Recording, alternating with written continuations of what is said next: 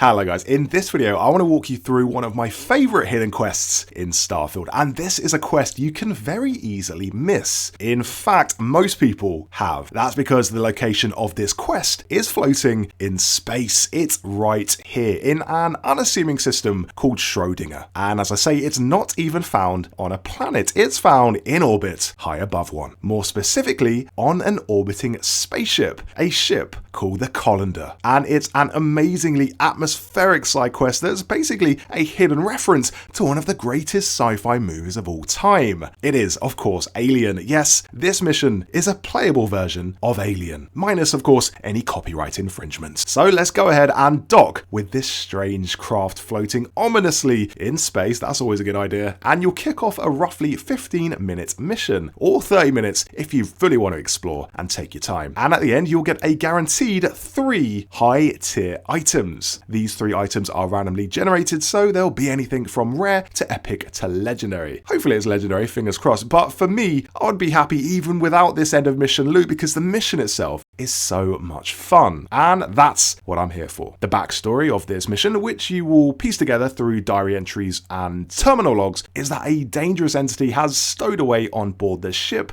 and one of the crew has gone and triggered a full-on lockdown. According to one of the entry logs, they discovered a crewmate lying on the ground with puncture wounds on their body. Sounds gross and grim, and that's only the start. Now it's completely derelict, floating through space with no one piloting it and nothing on it. Apart from, that is, quite a lot of bodies and the weird entity that caused all this. A fairly terrifying setup for this mission, and there's something extra frightening about being in a dark spaceship where something bad's gone down and there's nowhere to run. I just love this kind of scenario. You see all the crew stations and the bunk beds and all the signs of life which have now been eradicated. So you can see why I love this mission so much. But this is not the only mission you can find by jumping from system to system. There's plenty of fun stuff to be found that isn't signposted for you in Starfield, like one I found in a Forgotten Mech graveyard, which is the first time I've seen that type of location, the Forgotten Mech graveyard, and I've linked that above. So click the link above if you want to see the Forgotten Mech graveyard and experience that little side quest for yourself. Also, sometimes you'll randomly come across huge capital ships, or Class M ships as they're called, and you can have a massive space dogfight with one, and these can only be found when you see the ship icon in a system. You wouldn't know they're there unless you directly jump to the system yourself. The ship icon is actually a similar icon to the one that marks out the Colander, but what makes the Colander special